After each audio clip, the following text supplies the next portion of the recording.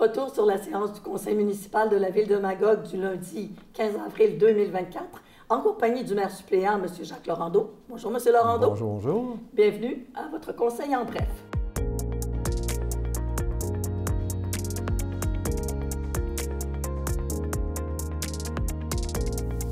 Alors, le premier point qu'on aborde aujourd'hui, M. Laurando, c'est le point 2, aide financière à la fondation de l'école secondaire de La Ruche. Alors, vous avez fait un don pour l'équipe de robotique. Oui, bien, deux choses justement. Lundi, on avait la fondation de La Ruche pour l'équipe de robotique et on en a profité aussi pour faire de quoi pour les cantonniers de Magog qui s'en vont au championnat télé. C'est-à-dire, pour l'équipe de robotique de La Ruche, on parle de 13 jeunes qui s'en vont à Houston, au Texas. Je pense qu'ils sont déjà justement là. Ils doivent être là parce que ça commence le 17. C'est ça. C'est un tournoi régional qui ont gagné en robotique, les seuls au Québec.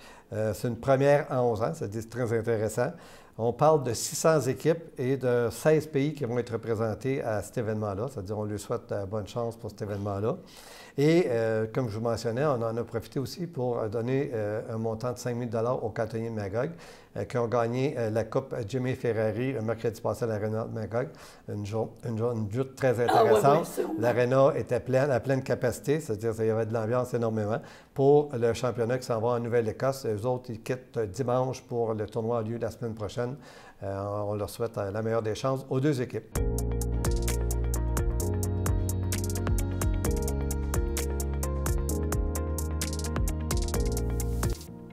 Le point suivant, M. Laurando, qui est le 8.2, c'est en fait l'aboutissement de plusieurs fois où on a vu passer ça au conseil municipal. C'est l'octroi de contrat pour la réfection de la maçonnerie et de la toiture de la bibliothèque Memphrey-Magog.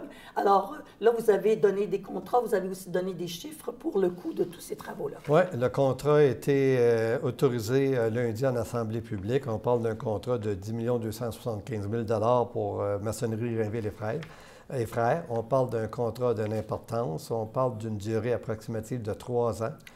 C'est-à-dire que ça va durer assez longtemps. Les travaux, il faut enlever, démonter chaque pierre du bâtiment et les numéroter. Après ça, il faut qu'on les prenne, il faut qu'on les amène en atelier pour qu'ils soient coupés à l'épaisseur d'une brique. Après ça, quand on va remonter la façade, il va y avoir un espace d'air entre le mur existant. On va rajouter une structure pour aider à conserver plus longtemps encore le bâtiment.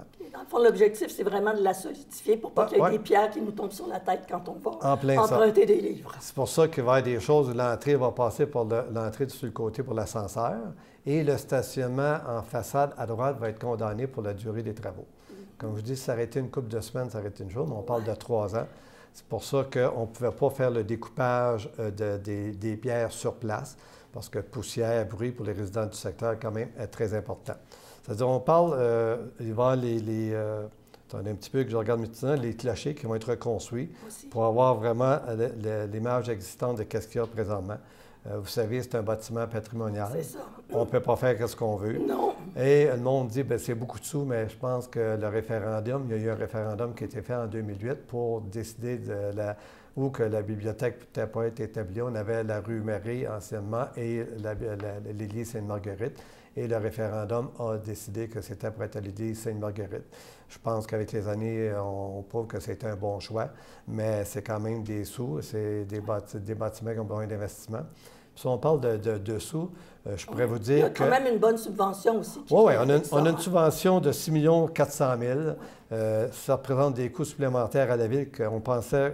c'est 2 800 000 de plus qu'on pensait injecter dans la rénovation. Mais après ça, les ingénieurs nous disent que pour les prochaines années, on parle aux 10 ans d'un montant d'environ une centaine de mille dollars pour les joints de la maçonnerie, pour s'assurer qu'il n'y ait pas d'infiltration. C'est-à-dire que ça va être une chose importante.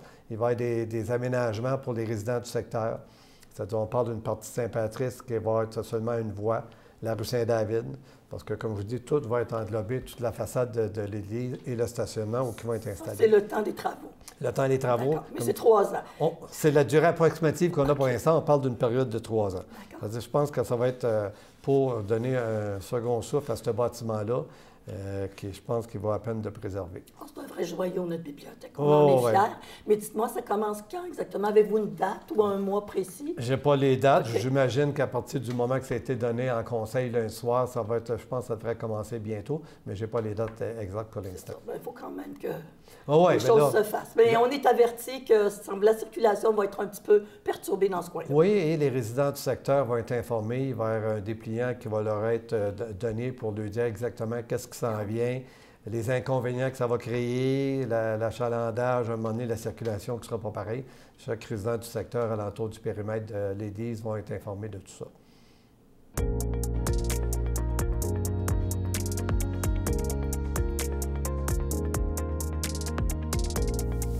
Le point suivant, c'est un point, je trouve, qui arrive à temps pour les beaux jours qui se pointent. Le 8.4, signalisation et circulation, ajout de 8.2 km de pistes cyclables en lien avec le plan directeur du transport actif. C'est un plan que vous avez établi l'année passée, mais là, ils vont être où exactement? C'est 8.2 km, M. Laurenteau. 8 km qui va être ajouté pour aller rejoindre notre piste cyclable. On parle de connecter 7 écoles, on parle de 2 CPE et certains parcs du territoire.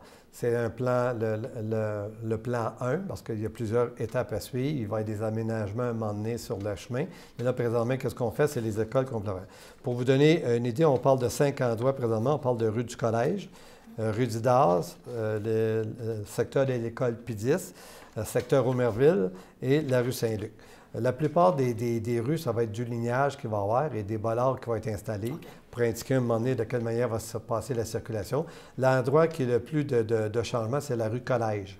Parce que la rue Collège va tomber à sens unique à partir du moment que tout va être installé, de la rue Saint-Patrice à la rue Beaune, pour aller rejoindre la piste cyclable sur la rue Beaune. Et il va y avoir une traverse qui va être installée parce que quand on arrive sur Collège vis-à-vis Beaune, à un moment donné, la visibilité est peut-être un petit peu moins bonne.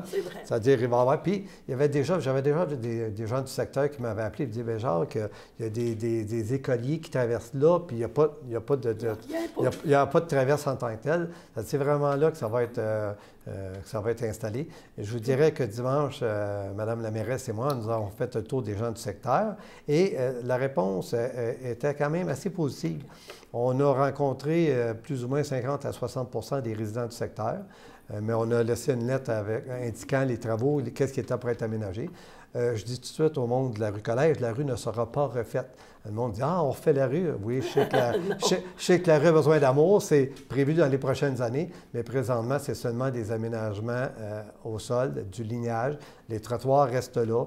On va essayer de regarder pour essayer de les améliorer parce que des trottoirs sont en mauvaise qualité. Mais c'est du lignage au sol, des bollards qui vont être installés.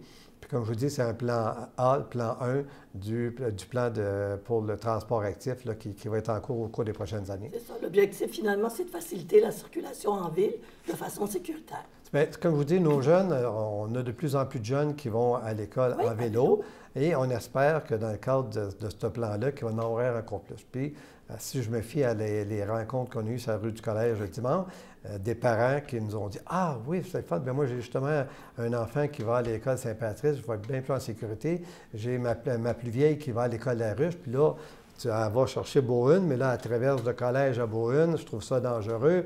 Après ça, après la rue Beaune, comment elle fait pour se rendre à La Ruche? C'est tous des espaces qui vont être indiqués, qui vont être du lignage, qui va être fait pour sécuriser nos jeunes. Là, on arrive quand même à la fin de l'année scolaire. Est-ce que ça va se faire avant la fin juin? Je vous dirais, pour l'instant, qu'est-ce qui est prévu, c'est fin mai.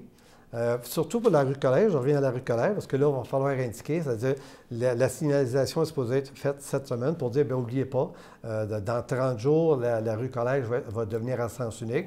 Mais après ça, c'est juste pour le lignage. Quand l'entreprise qui a le contrat pour le lignage de nos voies cyclables va être installée, ça, je vous dirais possiblement mi-mai, à moins que la température continue à être belle comme ça.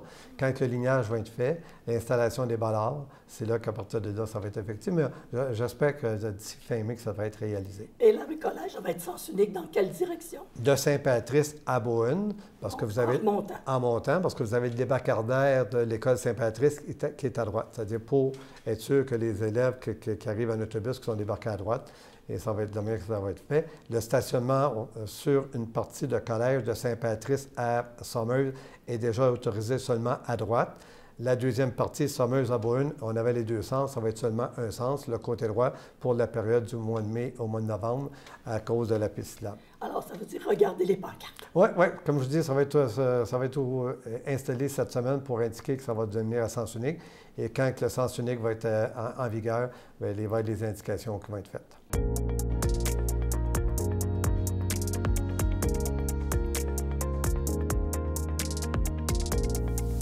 Le dernier point, c'est le 9.7. Alors, requête pour la réalisation de travaux municipaux, c'est la phase 2B du projet promoteur Les Boisés du Ruisseau Rouge. Alors, c'est un projet qui avance, évidemment, deuxième phase. Oui, bien, c'est comme la troisième phase, parce qu'on a la phase 1 la phase 1 qui a été faite.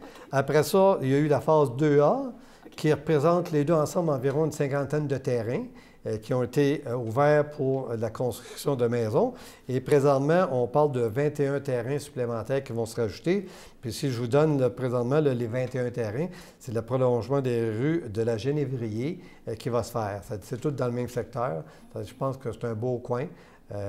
Qui va être rendu accessible au monde. Puis on sait qu'on a besoin de terrain, on a besoin pour de la construction, de logements, tout ça.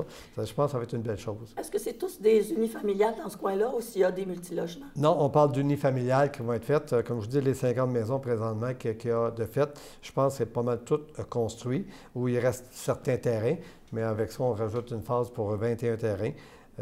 Puis tout ce qui devait être cédé à la ville, point de vue espace, tout ça a été fait dans la première phase de la phase 1.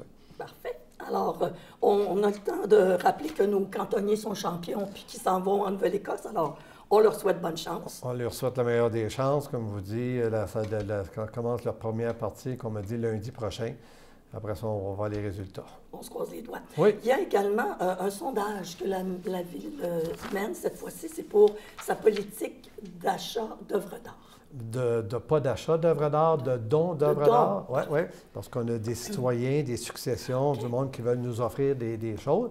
Puis il n'y avait pas vraiment de politique en tant que telle. Parce que c'est beau de les recevoir, mais qu'est-ce qu'on fait avec après ça? C'est-tu pour mettre dans un placard ou pour mettre à un endroit précis? Les frais d'entretien par après, c'est toutes des choses qu'il faut analyser, vous dire, bien, comment on fonctionne. Puis souvent, ça nous arrive, bien, je voudrais faire don à la ville de telle chose. C'est un cadeau, mais c'est un cadeau qui vient avec des obligations. Des obligations qu'il ne faut pas oublier. C'est-à-dire, j'invite les citoyens, il y a un sondage qui est jusqu'au 28-29 avril, dépendamment des informations qu'on a. On invite l'ensemble des citoyens à répondre aux questions pour nous donner à un moment donné une idée de comment on va fonctionner. Oui, puis moi, je peux vous dire que je l'ai fait hier. OK. C'est quelques questions, c'est facile. Puis, il y a des choix multiples. Alors, on peut mettre tout ce qu'on pense qui est valable. Ouais. Puis, il y a un espace pour mettre nos commentaires. Oui, non, c'est ça. Allez-y. Si on veut que ça se passe bien, bien, il faut donner notre opinion quand on nous la demande. La meilleure des choses à faire pour être capable, à un moment donné, ça nous donne une idée de plus pour voir comment analyser une situation, un dossier. C'est ça. Et puis, évidemment, on ne peut pas passer sous silence le décès de M. Marc Poulin, ancien maire de Magog. Non, j'ai eu le plaisir... Vous l'avez côtoyé. Oui, j'ai eu le plaisir de travailler avec Marc quand il était maire pendant 7 ans. Mes 7 premières années au conseil de ville, j'ai travaillé avec Marc. Marc, qui était maire pendant 11 ans, il a été conseiller pendant 12 ans. Je pense que c'est une personne qui était très importante pour la ville de Magog. On me demandait qu'est-ce que je pouvais retenir de Marc. Je pense que c'était quelqu'un qui avait Magog tatoué sur le cœur. Plusieurs projets. On parlait de l'Église tantôt. C'est sur son mandat que la bibliothèque a été faite à l'Église Sainte-Marguerite. On parle de la création de Magog Technopole, qui est un moteur économique important présentement. C'est lui qui a géré la fusion en 2002. C'était pas facile, ça. C'était un autre gros dossier en 2002. C'est Marc qui était maire. C'est-à-dire, je voudrais offrir mes condoléances à toute la famille. Nous aussi, d'ailleurs. Et rappeler au monde que les funérailles ont lieu samedi à l'église Saint-Jean-Bosco. C'est-à-dire, de 9h à midi, c'est les souhaits et les funérailles ont lieu par après. C'est ça. Puis nous, à Cogeco, on va présenter une émission spéciale de 2 heures qui est à compter de 13h30. C'est évidemment samedi en après-midi à 13h30 pour rappeler justement qui était l'homme, puis un petit peu aussi, bien, qui était le maire, parce que c'est 2 émissions d'1 heure qu'on vous propose. Ah ouais, je pense que c'était quelqu'un qui était proche de la population, puis je pense que c'est ça qu'il faut retenir. Qu'est-ce qu'il a fait pour la ville de Magog? Il ne le faisait pas pour lui, il le faisait vraiment pour les citoyens. Je pense qu'on va le voir à l'église Saint-Jean-Bosco samedi. Oui, je pense que oui. Merci beaucoup, M. Laurent. Ça m'a fait plaisir, merci.